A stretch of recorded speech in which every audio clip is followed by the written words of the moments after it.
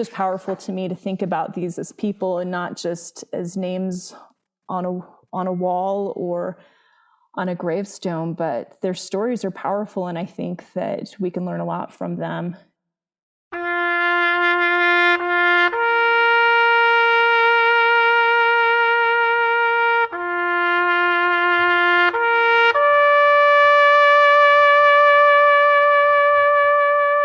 You're listening to the Stories Behind the Stars podcast. My name is Tatiana Fallon, and I'm your host. This podcast is run by the organization Stories Behind the Stars. This has nothing to do with Hollywood. We are telling the stories behind the stars that were given in World War II. For those of you who are not familiar, during World War II, when a service member was killed, the family received a banner with a gold star on it. We are telling the stories behind these stars. Our goal is to put them all 400,000 into a common database, which then we will build a smartphone app that will be searchable from any location where you can read the story behind the star and you can really come to know the individual. This podcast is dedicated to telling those stories as we find them, as our researchers are doing this amazing research. You'll hear from researchers who are all volunteers from all across the country, and you'll hear their story, what brought them to the project, and then also the stories that they're finding. This is amazing content, and I really hope you enjoy this adventure. In tonight's episode, I speak with researcher Kirstin Howard. She had the opportunity to visit Pearl Harbor after working on our Pearl Harbor project. She tells some amazing stories, and it's going to be some great content. Thank you to all of our volunteers who helped us finish Pearl Harbor. The project is done. We are in the beginning of our Arlington project. If you could volunteer, we'd really appreciate it. And one last thing I need to ask of you, if you have already subscribed to this podcast, do us a favor and write us a review. It will really help us. Welcome, everyone. Today we have Kirstin Howard. Can you introduce yourself and tell us a little bit about yourself and how you found the project? My name is Kirstin Howard. I live in Utah, and I have an interest in genealogy. I'm currently working on getting my accreditation as a professional genealogist. So I listen to genealogy podcasts, and so I heard about this project twice before I actually got involved. I think Ancestry sent something out on one of their sites, and I thought, wow, that sounds like an amazing project. And I looked into it a little bit, but life got busy. And then several months later, I was listening to a podcast called Extreme Genes with Scott Fisher, where Don Milne was being interviewed about this project. And so the second time it clicked and I had some time and I got involved, and it's been fantastic. I think it's a great project. And so I got involved in about the first part of November 2021 and did a few projects on my own to start with some Army veterans. And then I got involved with the Pearl Harbor project. So do you have a degree in research or is this just something that you what brought you to your love of genealogy? That's my question.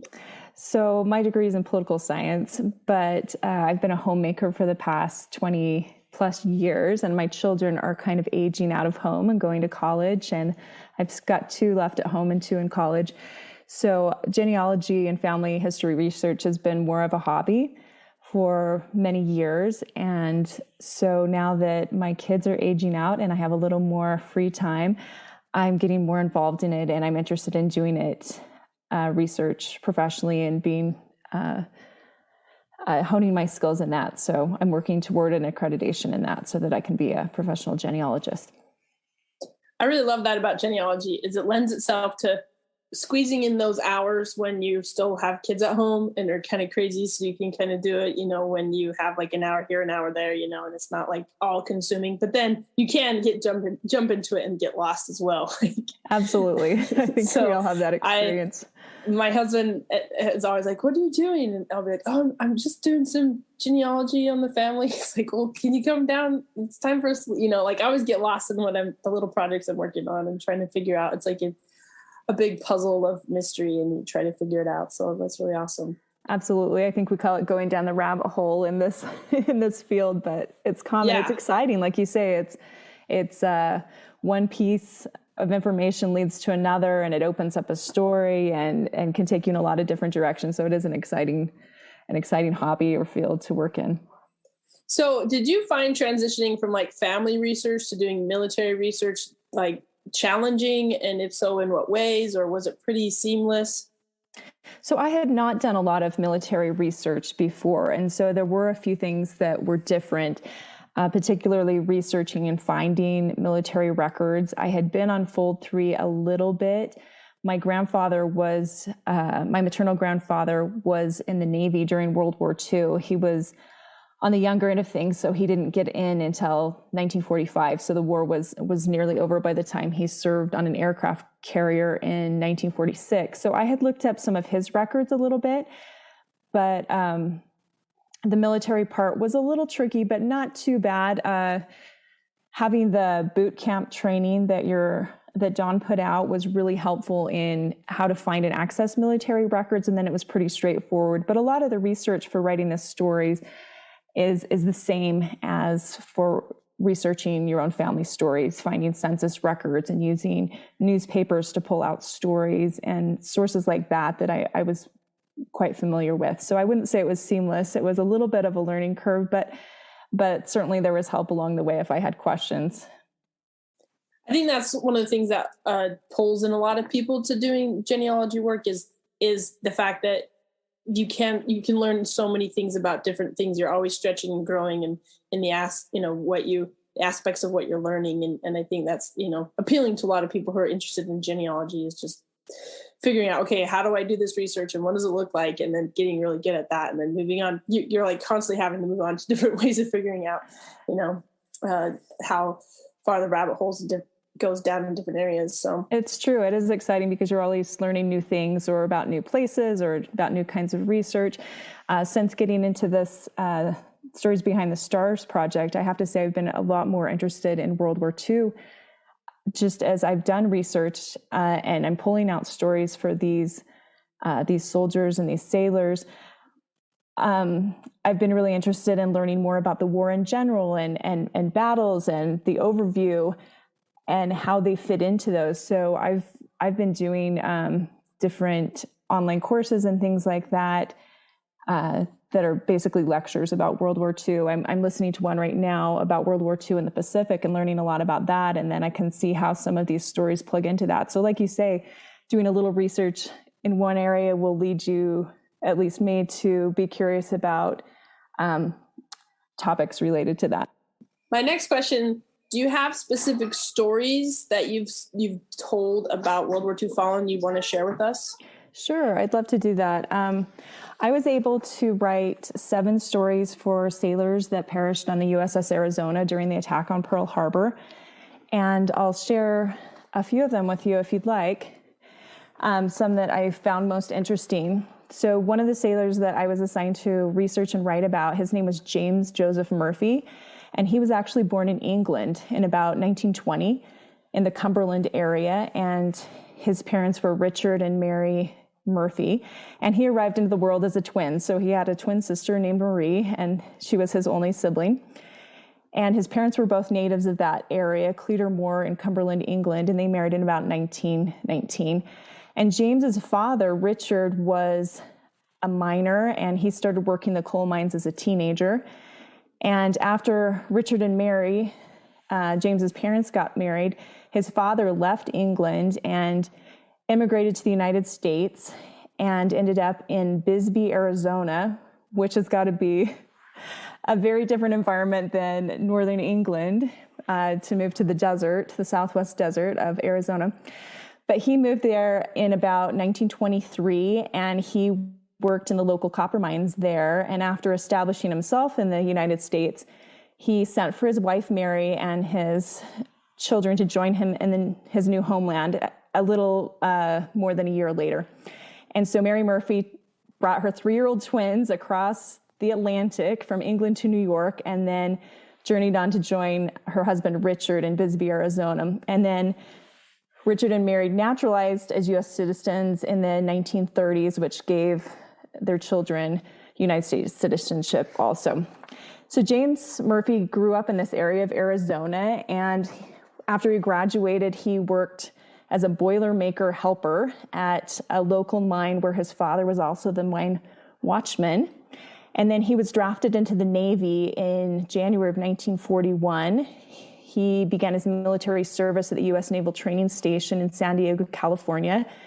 And he began at the rank of Seaman Apprentice. And then he was assigned to the USS Enterprise and served on that ship until the 27th of April, 1941. And then he was transferred to the USS Arizona in Pearl Harbor in Hawaii. And while he was there, on that ship, he advanced the rank of Seaman First Class on the USS Arizona. So that was,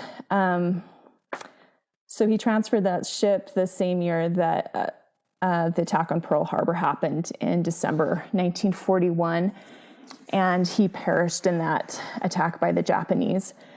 So he was officially listed missing in action by the U.S. Navy and later declared dead while missing, and his remains were never recovered. And in the newspapers in Arizona, it said he was believed to be the state of Arizona's first World War II casualty. So he was awarded the Purple Heart, and he was survived by his parents, Richard and Mary Murphy, and his sister Marie. But what I really thought was interesting about this story, being an immigrant from England, I was really impressed by his mother. So in August 1943, James Murphy's mother, Mary Murphy, was honored for her son's sacrifice by being selected as the sponsor of the Navy frigate USS Bisbee. So Bisbee named after their hometown. So they were, so she, in September 1943, she dashed a bottle against its bow as it was launched in Wilmington, California. And on that occasion, she was quoted as saying, "Well, the death of our son was a tragic loss. I am glad that he gave his life for such a grand country." So I was really impressed with that sentiment, especially coming from another country, that they viewed his sacrifice as meaningful, and just their testimony of what an amazing country the United States was and what it stood for in this fight for freedom. So that was very significant to me. You hear a lot of these stories. Actually, I've heard several stories of where they're immigrants and they're coming from Europe, so they've already experienced World War I. Some of these immigrants, and so then they come and they're hoping to build their family and their future, a new life, and then they lose their sons, and it's always it just strikes me so intense about what kind of caliber were these people who were willing to leave everything they knew, come to a completely new place, and then and they didn't hold these horrible grudges or resentment, and it really intrigues me, because it's these people who do all these really hard things, and they just have a lot of optimism and a lot of hope and a lot of gratitude. It's really teaches a lot to me about maybe I shouldn't complain about having to, live in the time where I do now, and just be grateful and learn from these fallen, the parents of the fallen. Absolutely. I think there is a lot to be learned from that. And as we're writing, or those who are later going to read these stories, I hope they have that same thought as well. There was definitely a lot of sacrifice, but not bitterness. I think they saw the big picture and the contribution that their son's sacrifice made to maintaining the freedoms that we enjoy today. Yeah, I 100% agree with that. So do you have another story? I do. I have one of the people that I was assigned to write a little more on was a musician that was in the band on the USS Arizona. He was from Utah, my home state, and his name was Charles William White. And his father was actually born in England as well, but his mother was from Utah, and they met here. But one thing that I found interesting about him is his father worked for the Denver and Rio Grande Western Railroad as a pipe fitter and a mechanic. But I found this amazing picture of the Railroads Association band, and his father is holding a drum. He was a drummer in the band. And later his son, Charles White, was a drummer for the USS Arizona in the band. So it was fun to see him follow musically in the feet of his father. Wait, so ships had bands? Ships had bands. Wow. Why? I mean, maybe doesn't make sense. I think they were playing revelry. I think they were playing, they'd use music to signal different things, is my understanding. I didn't do a lot of research into the band, but there were 21 band members on the USS Arizona. And so it was interesting to read and write about him. So most of the people I've written about were in the 19, 20, 21 years old when they were in World War II. So most of them were young and single, but Charles White was interesting because although he was young, he had 2 years of college before he was drafted. He went to Brigham Young University in Provo, Utah for 2 years, and he majored in music, symphony orchestra, and concert band. And specifically, he played the timpani, which is a percussion instrument in the BYU Symphony and Band. And there's some great pictures of him in the yearbook from Brigham Young University from the years he was there. And then rather than being a single man, he actually married before he entered the Navy. In 1939, he married a fellow student, Mary Merlene Richens, in Provo, Utah. And she was studying psychology at Brigham Young University and was from Idaho. So anyway, he was young and married, and around 1940, Charles' wife Merlene gave birth to their daughter, Karen White, who has since passed away in 2014. But he was not only married, but had a young child when he was drafted into the Navy. So he was different in that way. So he was drafted at age 20 into the Navy, about a month shy of being 21, in March of 1941. And he went to Washington, D.C. to enter the U.S. Navy School of Music. Another thing I didn't know, had you ever heard of the Navy having a music school? Well, they did. And he entered as an apprentice seaman and graduated from the school with his unit in May 1941. So the 21 members of the USS Arizona all went to that music school, is my understanding in my reading. And they graduated together, and they were put together on their specific ship, because each of them play a specific instrument. So you need a certain combination of instruments for each band, for each ship. So they sailed from Virginia through Guantanamo Bay and then on to Hawaii. And Charles White was received on board the USS Arizona on the 17th of June, 1941. And he became a seaman second class, and then had a change of rating to musician second class in November of 1941. And so he was stationed on the USS Arizona during the attack. So what was interesting that I learned about bands on the ships, there was actually at Pearl Harbor, starting in September of 1941, there was the Battle of Music Band Competition.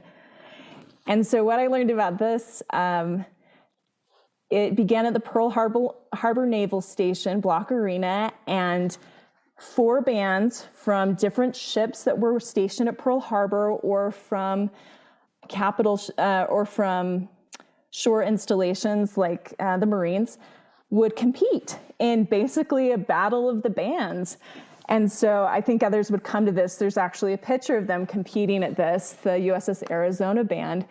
And the USS Arizona Band was one of the best ones. They won the first round at that competition. And this would happen every 2 or 4 weeks.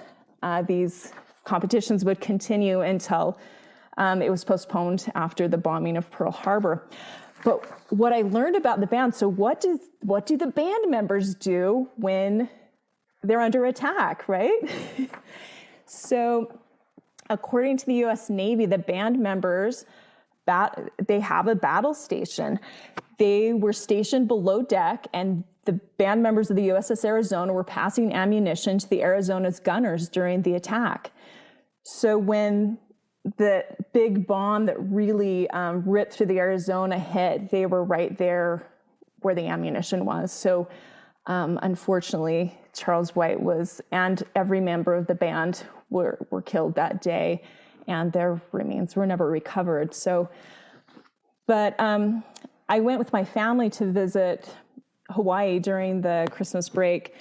And in the museum there at Pearl Harbor, there is a trophy from this I call it Battle of the Bands. It's called the Battle of Music, but it is in the museum there at Pearl Harbor, and it lists the names of each of the band members of the USS Arizona. And after Pearl Harbor, they renamed this trophy or the competition in honor of the USS Arizona men. So they called it the Arizona Trophy. So it was kind of interesting to hear a little bit about that and see that little piece of history, that trophy, and look on that and see that, my guy, the guy I got to read about was listed on there as one of the 21 members of the USS Band. And so he unfortunately left his a wife and a child after his death to as survivors, and also his parents and some siblings. So definitely a great sacrifice there. But it was an interesting what a story. cool story. Yeah. When you're reading and when you're telling me the story, like, everyone's heard about the USS Arizona. I mean, not everyone, but if you know World War II at all and you know Pearl Harbor, like, it's you say USS Arizona and a lot of people will know what you're talking about. But like now when I think about it, and I think about, the ammunition was hit and that was caused to blow up in that huge hole. Like, I'm not going to think about like USS Arizona. I'm thinking about the USS Arizona Band. And there was 21 band members who really were in the service, but they were trying to like follow their true passion, which was music. To me, it makes history no longer this like an event with a ship and like event, like it's people interacting and it's people sacrificing, people making choices, people experiencing it. And it's so much more powerful. I mean, like when I teach my kids about the USS Arizona, I'm not going to just like talk to them about like, oh, here's a ship and it got blown up. It's like, here are these people, and they were really good at playing music. Like, they were really good musicians and they loved it, and they went to school for it, and they were really, really good at it. And it ran in their family. And then, they gave their lives on this ship for us. It just, I don't know what, if I kind of a loss for words, but it really hits really close to the heart about what really was sacrificed there and what really history can mean, what really it can teach us. And then also, like, how cool was it for you to like walk in and everyone, if I went to that museum before knowing this story, I just think, oh, that's kind of a cool trophy, it's just a trophy, but to you, it probably meant so much more than just a trophy. Right. I mean, absolutely, because I knew the names of the men who were in that band. I had seen pictures of their faces. I knew, Charles White's background. He was a father of a young daughter and a son, and he lived in the same state that I did. He lived in the same area my husband grew up in. And so it becomes personal when you start looking into these people's backgrounds, which is why I think this is a really fantastic project. So I had actually been to Pearl Harbor maybe 8 or 9 years before, also with my husband and my children, and had walked through that museum. And I don't think I had noticed particularly that trophy. And on this second trip going back, after I had written for these 7 sailors, we weren't able to go out to the USS Arizona to the memorial. It was closed for the whole month. They were repairing something on a dock. But the first time I had been out there, I just remember it being very somber and not knowing really anyone who had died in it, but just, the white rock and all these names and how many people there were. And it was definitely powerful and sad. But going back and knowing some personal stories about these sailors it's such a different experience this time around and more meaningful to me. So since we weren't able to go out to the Arizona, we did go in Honolulu to the National Memorial Cemetery of the Pacific, known as the Punch Bowl. And all 7 of these men, because they were missing or lost at sea, are there. Their names are written in the courts of the missing at that monument at the Punch Bowl. And so after we had been to Pearl Harbor all day, we went, and it was raining a little bit and getting a little late, but but I asked my younger two kids who are teenagers, I said, do you want to help me find these men that I did stories on? So they went and we were looking through this, and we found each of the 7 of them and took pictures with them. And I told them some of the stories about them, like, oh, this one's from Utah and he was in the band and this happened. And, this one was the ship's cook, and he was from Arkansas, and just little bits and tidbits from these different stories. So it was great to be able to share that with them and have those names mean something. And so I'm really excited about this project, that more people will have that experience of not just having a name, but having a story, and maybe feeling a little more deeply about these people and the sacrifice that was made for us to have the freedoms that we enjoy today. There was one other story I'll share with you just really quickly. I was also assigned a pair of brothers that perished on the USS Arizona, Wayne and Raymond Livers, who were from New Mexico. And it was interesting. They were about 2 years apart. And one of them, Wayne, was really a strong, athletic young man. He played center on his high school basketball team, and he competed in football on the offensive line. And then his older brother, Raymond Livers, I found a little information on him. He competed in the New Mexico State Fair the year that he graduated, and he raised Duroc Jersey pigs and won the top prize for a yearling boar and a champion boar. So you get a little color with these stories as you look into and research them. But they were both drafted the same year. Raymond was drafted in October of 1940, the older brother, and the younger brother, Wayne, was drafted in June of 1940.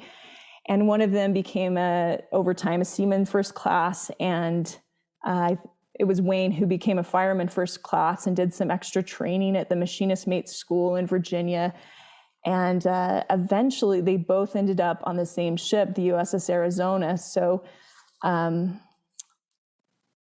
let's see, I think Raymond was there first, and he had served on the USS Arizona since December 1940. And then his brother, Wayne, was received on board in March of 1941. And so they were both there together the day of the attack. And so unfortunately, both perished in that attack, and their parents received the news on December 23rd that their sons were missing in an undisclosed action in the performance of their duties. So they didn't find out for a little while later that they had actually perished in that. But for a family to it's such a sacrifice to lose one family member, but to lose their 2 sons in that attack was really, really sad to me as a mother. I have 2 children that are about that age. They're in their early 20s, and it's just heartbreaking to think of losing a child this far away from home. And anyway, it's just powerful to me to think about these as people and not just as names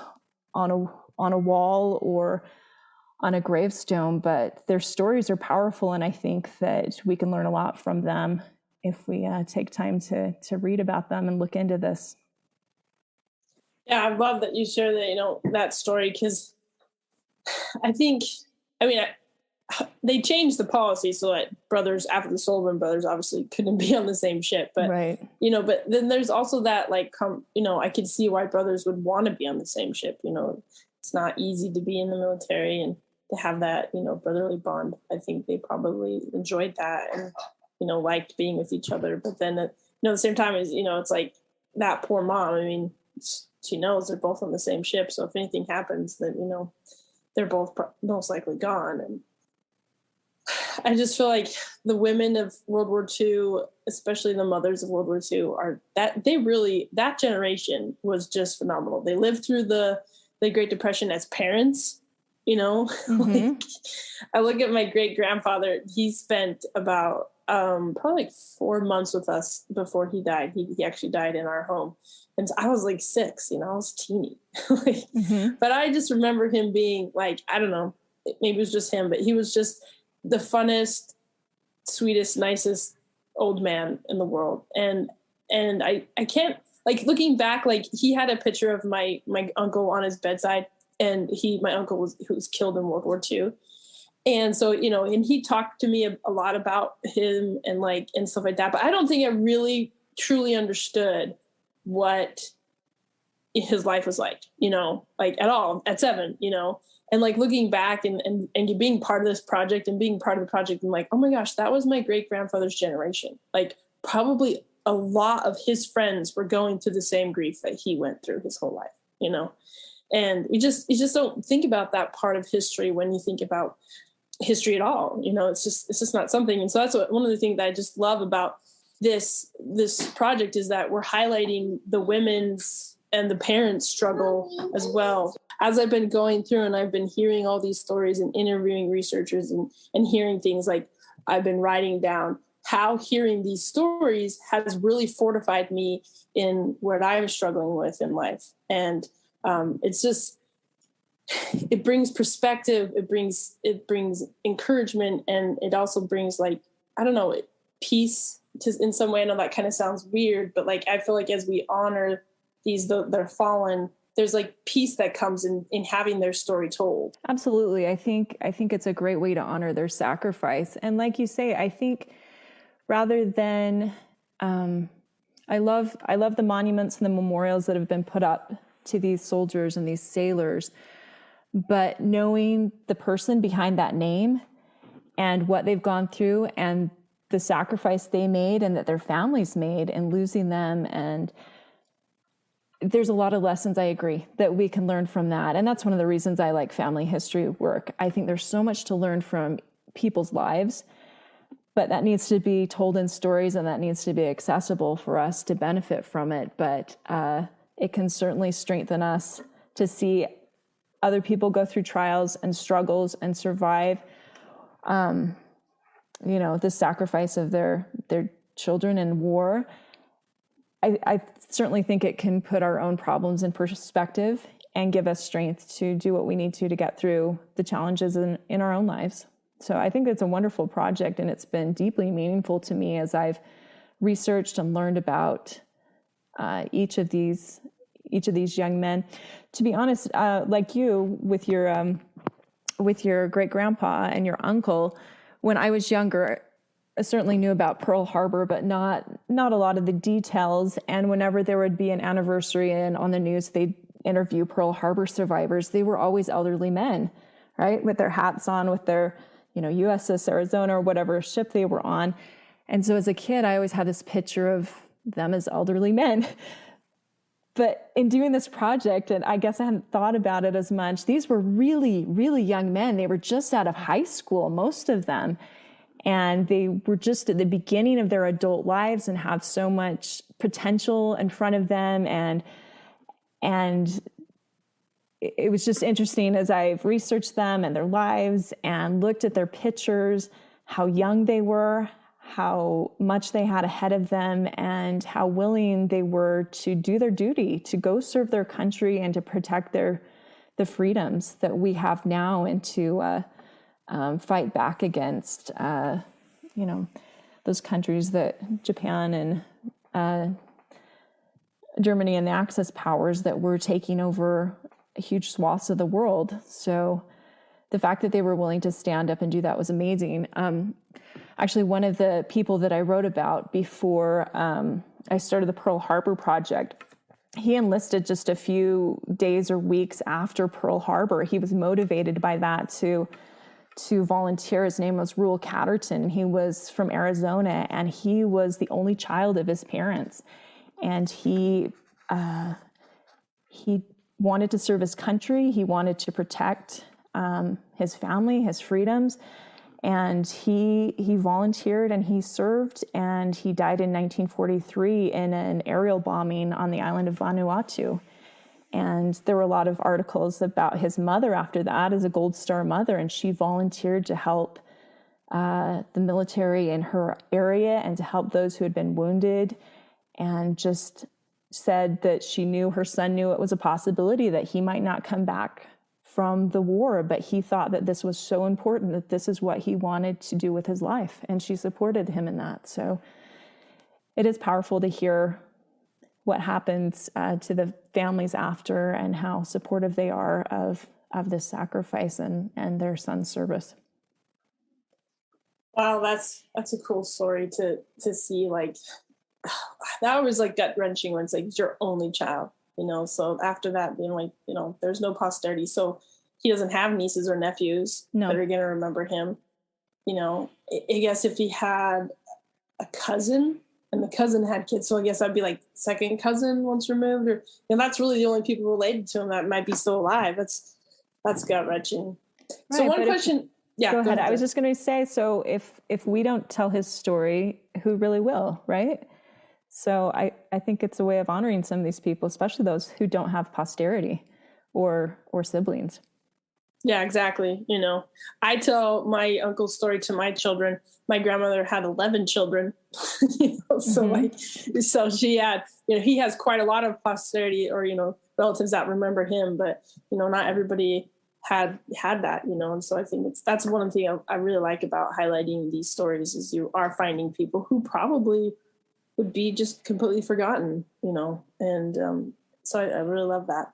One question I really love to ask is, if you could talk to anybody who's thinking about volunteering, what piece of advice would you give them? I would say that you can do this. You can write stories. You don't have to be an expert. I think, certainly with this project, there's people to help you and give you the tools that you need and some direction. But I just think this is a really meaningful project. I think giving remembrance to these people, to these soldiers who died, I think it's changed my perspective, and in a good way. I just think more about what went into making the freedoms that I enjoy today possible. And I just think it's a powerful way to understand the war and what happened and what families sacrificed to make this great country that we live in still on the face of the earth today, and to have the freedoms we have. So I would say you can do this. You can write. There's other ways to help out with this project. I've really enjoyed it. I thought I would probably do a few of them, and I've signed up for the next project. I'm writing for Arlington National Cemetery project now. I just finished my first one with that today. So it's been really powerful and moving for me, and I plan on continuing to write. So I would recommend this to anyone who's thinking about it. Maybe this is the first time you've heard about it. It took me a couple times hearing about this project to get involved, but it's absolutely been powerful and worthwhile.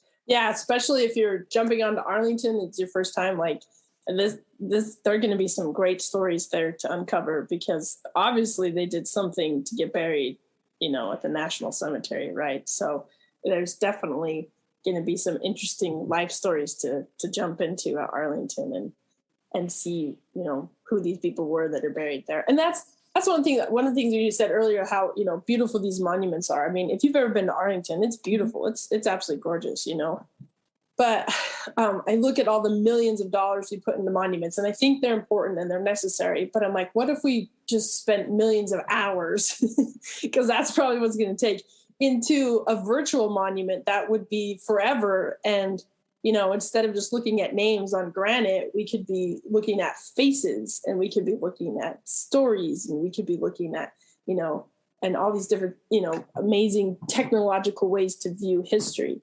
Anyway, so that's what I really love about this, is that these are forever, ever going to be memorialized. So, it's like creating something that we can give to our grandchildren, just like they gave freedom to us, right?